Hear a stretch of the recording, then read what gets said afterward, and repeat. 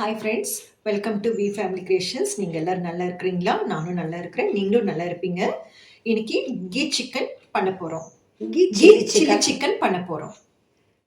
இது வந்து நான் 3/4 கிலோ கறி எடுத்து வச்சுருக்கேன், சிக்கன் எடுத்து வச்சுருக்கேன். இந்த சிக்கனுக்கு ஒரு ஸ்பூனு இது டர்மரிக் பவுட்ரு, அப்புறம் ஒரு ஸ்பூன் வெறும் சில்லி பவுட்ரு, ஒரு ஸ்பூனு உப்பு, தயிர் 100 கிராம் எடுத்து வச்சுருக்கேன்.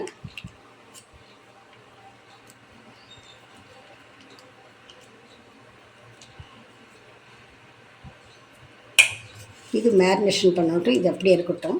பெசரி வச்சுட்டு ஒரு அரை மணி நேரம் வெயிட் பண்ணணும். அதுக்குள்ளே நம்ம இதை வந்து பேஸ்ட்டாக அரைச்சிக்கலாம். இது வந்து காஷ்மீரி சில்லி இருக்கு இல்லையா, அந்த சில்லி தண்ணியில் வந்து ஊற வச்சுருக்கேன். இவ்வளோ ஒரு 20 எடுத்து ஊற வச்சுருக்கேன். அப்புறமே கொஞ்சம் வெந்தயம் எடுத்து வச்சுருக்கேன். சும்மா கொஞ்சம், ஜாஸ்தி போடக்கூடாது வெந்தயம். இது வந்து ஒரு சின்ன ஸ்பூன், இது அதே போல் ஒரு ஸ்பூன். இது உங்கள்கிட்ட இருந்தால் போடுங்க, இது போடலைனாலும் பரவாயில்லை. இது ஒரு 6 முந்திரி பருப்புன்னு 6 எடுத்து வச்சுருக்கேன். இது எலுமிச்சம்பழம், புளி இவ்வளவு. அப்புறம் இந்த தோலோடு சேர்ந்த பூண்டு இந்த அளவு எடுத்து வச்சுருக்கேன். இது கொஞ்சம் குருமிளகு எடுத்து வச்சுக்கேன். இது வந்து கசகசா. இது எல்லாமே இதெல்லாம் ஃப்ரை பண்ணிவிட்டு இந்த இதோடு போட்டு பேஸ்ட் அரைச்சிட்டு வரணும்.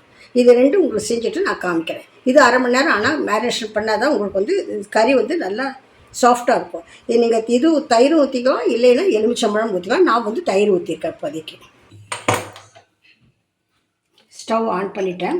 இதுக்கு ஒரு 2 ஸ்பூன் நெய் ஊற்றிக்கலாம். நெய் வந்து இந்த கீ சிக்கன் செய்கிறதுக்கு ஒரு 200 கிராம் வேணும். நான் 175 கிராம் எடுத்துருக்கேன். 10 கொஞ்சம் ஊற்றிக்கலான்ட்டு. இது போதும், இது கூட வேண்டாம். அந்த இது பண்ணுறது தானே போதும், இது போதும். சிக்கன் மேரினேஷன் பண்ணி வச்சு கிட்டத்தட்ட அரை மணி நேரத்துக்கு மேலே ஆயிடுச்சு. இப்போ இதை எடுத்து அந்த கீ போட்டிருக்க முடியும், அதில் வந்து போட்டுக்கலாம்.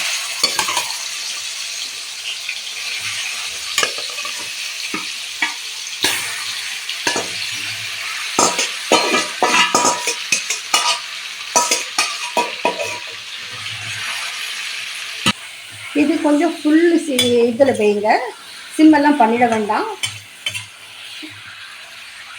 அப்போ தான் இது கொஞ்சம் முதல்ல வந்து ஒரு 5 நிமிஷம் வந்து நல்லா ஃபுல்லு இதாக இருக்கும். இது கம்மி பண்ணக்கூடாது. தீ கம்மி பண்ணாமல் இருந்தால் தான் அது கொஞ்சம் சீக்கிரம் வேகும். அப்புறம் இது தண்ணி விட்ட பிறகு நம்ம என்ன பண்ணலாம், கொஞ்சம் கம்மி பண்ணிவிட்டு அப்புறமே தான் மூடி வச்சு மூடணும். அது வரைக்கும் மூடி வச்சு மூடவே கூடாது. பாருங்கள், நல்லா கீழே ஓரளவு இருக்குது. இப்போ இவ்வளோ தண்ணி விட்டுருக்கு பாருங்கள். இப்போ ஒரு 2 ஆறுக்கு கொஞ்சம் கருவேப்பிலை போட்டுக்கலாம். இப்போ கருவேப்பிலை 2 கீத்து போட்டேன். இப்போ வந்து ஃபுல் சிம் பண்ணிவிட்டு இதை வந்து தட்டு வச்சு மூடி வச்சிடலாம். கொஞ்சம் அப்படியே வேகட்டும். இதில் என்னென்ன போட்டிருக்கோம் உங்களுக்கு ஞாபகம் இருக்குது. நான் பின்னால் வந்து உங்களுக்கு டிஸ்கிரிப்ஷன் பாக்ஸில் என்னென்ன ஐட்டம்ஸ் கொடுத்துருக்கேன், அப்புறமே பார்த்துக்கோங்க அதையே. இது எப்படி உங்களுக்கு 7 நிமிஷத்துக்கு 10 நிமிஷம் வரைக்கும் உங்களுக்கு வேணும் டைம். அது வரைக்கும் இருக்கட்டும். கிட்டத்தட்ட 10 நிமிஷம் ஆயிடுச்சு. ஸ்டவ் ஆஃப் பண்ணிட்டேன். சிக்கன் மாத்திரம் எடுத்து இதில் வச்சிடலாம்.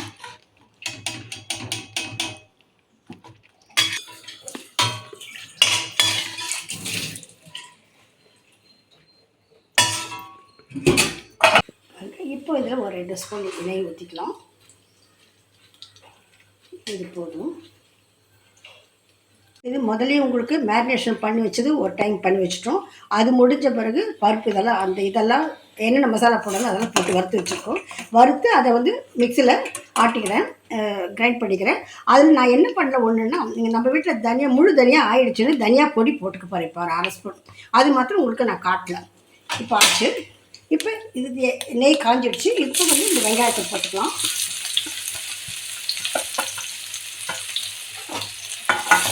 வெங்காயத்தை போட்டு கொஞ்சம் நல்லா வணங்கட்டும். வணங்கிடுச்சு. இப்போ ஒரு 2 கருவேப்பிலை போட்டுக்கலாம். இது வந்து உங்களுக்கு 2வது ஸ்டெப் வந்து நான் கறி வந்து எண்ணெயில் வதக்கிட்டு வேக வச்சு 3/4 வெந்துடுச்சு. அது உங்களுக்கு ஒரு 10 நிமிஷம் ஆச்சு. இப்போ கிட்டத்தட்ட செய்யறதுக்கு உங்களுக்கு எப்படியும் அரை மணி நேரம் ஆகும். இப்போ செஞ்சாச்சு. இப்போ என்ன பண்ணலாம், அரைச்சி வச்சுருக்க இப்படி இருக்கட்டும். அரைச்சி வச்சுருக்க பேஸ்ட் நல்லா கெட்டியாக இதில் வந்து இதுக்குள்ளே போட்டுக்கலாம்.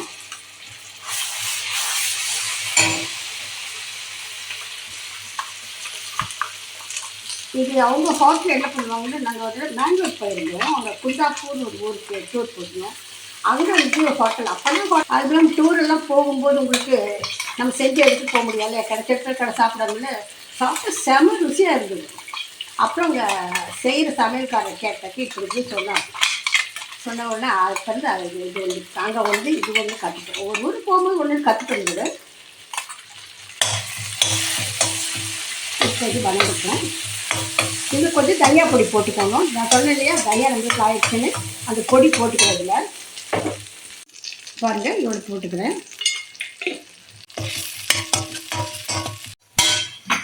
இப்போ நம்ம அந்த கறி எடுத்தோம் இல்லைங்களா, அது ஸ்டாக் பாருங்கள் எவ்வளோ இருக்குது. இந்த ஸ்டாக் கொஞ்சம் ஊற்றிக்கலாம். வேகட்டும். இது பண்ணுறது இப்போ 3வது ஸ்டெப் பார்க்க போனால், ஃபஸ்ட்டு ஒன்று பண்ணிட்டோம், 2வது அந்த இதெல்லாம் மசாலாலாம் அரைச்சிட்டோம். இப்போ இது 3வது.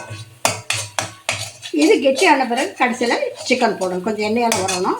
இப்போ கொஞ்சம் கெட்டி ஆகிடுச்சு. மறுபடியும் கொஞ்சம் ஸ்டாக் ஊற்றிக்கலாம். இருக்கிற ஸ்டாக்கெலாம் கொஞ்சம் கொஞ்சமாக ஊற்றிக்கலாம். இப்போ கொஞ்சம் கருவேப்பிலை போட்டுக்கலாம். இப்போ இந்த ஸ்டாக் இருக்கிற பூராத்தி ஊற்றிக்கலாம்.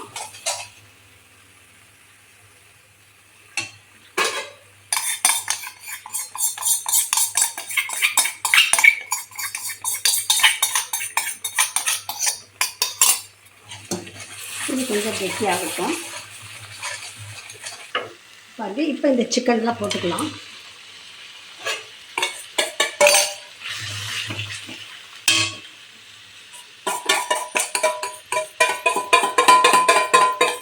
ஒவ்வொரு சமையலும் ஒவ்வொரு விதம். நான் சொல்கிறேன் அப்படியே நீங்கள் செஞ்சு பாருங்கள். நான் தான் உங்களுக்கு ஒவ்வொரு ஸ்டெப்பு எப்படின்னு சொல்லி காமிச்சேன். இதே ஒரு செஞ்சீங்கன்னா ரொம்ப ஃபேண்டாஸ்டிக்காக இருக்கும். சாப்பிட்டு பார்த்தீங்கன்னா இந்த என்ன கீ சிக்கன் இது ரொம்ப நல்லா இருக்கும். சாப்பிட்டு பாருங்கள் செஞ்சுட்டு. இப்போ பாருங்கள், இப்போ கொஞ்சம் நெய் ஊற்றிக்கலாம். அவங்க ரெஸ்டாரண்ட்டில் உங்களுக்கு நெய் நம்மளுக்கு வந்து நான் வந்து 200 கிராம் 175 கிராம் எடுத்து கொஞ்சம் ஊற்றிக்கணும். அவங்கெல்லாம் 1/4 கிலோக்கு மேலே போடுவாங்க 300 கிராமு.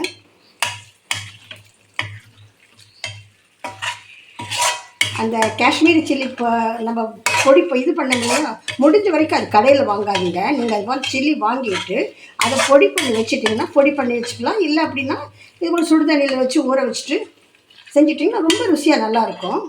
கொஞ்சம் கருவேப்பிலை போட்டுக்கலாம். இன்னும் கொஞ்சம் நெய் விட்டுக்கலாம். ஆச்சு 180 பூரா போட்டுருக்கேன். கடைசியில் உங்களுக்கு பார்த்துட்டு செய்யலாம். உங்களுக்கு இது முந்திரி பருப்பு வேண்டான்னு விட்டுடுங்க. அவங்கெல்லாம் முந்திரி பருப்பு ஒரு கை போடுவாங்க, நிறைய போடுவாங்க. ஏன்னா அங்கே சொன்னது அவர் அப்படியே சொன்னார். அவ்வளோ நல்ல ருசியாக இருக்குது. எனக்கு நினச்சா, ஏன்னா நம்ம வீட்டில் கொஞ்சம் பார்த்து பார்த்து ஊற்றுவோம். அவங்க அதெல்லாம் பண்ண மாட்டாங்க இல்லையா, அவங்களுக்கு பண்ண வேண்டிய அவசியம் இல்லை.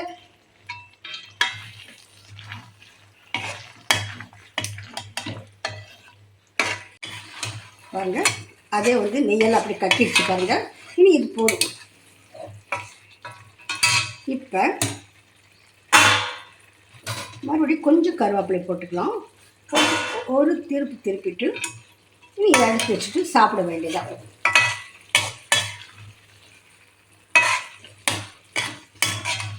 நான் 175 கிராம் தான் போட்டிருக்கேன். 200 கிராம் கூட ஊற்றலை, கொஞ்சம் கம்மி தான் இருந்தது. இதே வந்து உங்களுக்கு இவ்வளோ நெய் விட்டுருக்கனால இதே போதும். உங்களுக்கு வேணும்னா நீங்கள் ஜாஸ்தி கூட ஊற்றிக்கலாம், அது உங்கள் இஷ்டம். சரி, சர்வ் பண்ணிடலாமா கண்ணா? ஸ்டவ் ஆஃப் பண்ணிட்டேன். பாருங்கள் சட்டியில் எவ்வளோ வருதுன்ட்டு.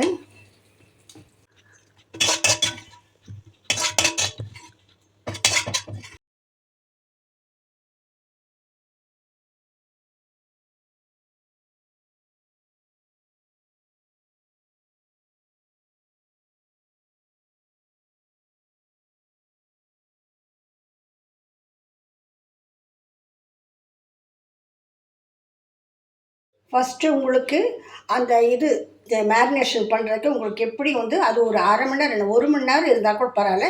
எவ்வளோ தூரம் மேரினேஷன் ஆகுதோ அந்த அளவு உங்களுக்கு கறி வந்து சாஃப்டாக கிடைக்கும். 2வது ஸ்டெப்பில் வந்து நம்ம என்ன பண்ணோம், அதை நல்லா டோஸ்டெல்லாம் பண்ணிட்டோம். டோஸ்ட்டு பண்ணிவிட்டு அதை வந்து நம்ம அரைச்சி வச்சுட்டோம். அப்போ வந்து தனியா பொடி கொஞ்சம் போடலன்னு சொன்னேன். தனியா போட்டுட்டு கொஞ்சம் அப்புறமே போட்டுட்டோம் பொடி.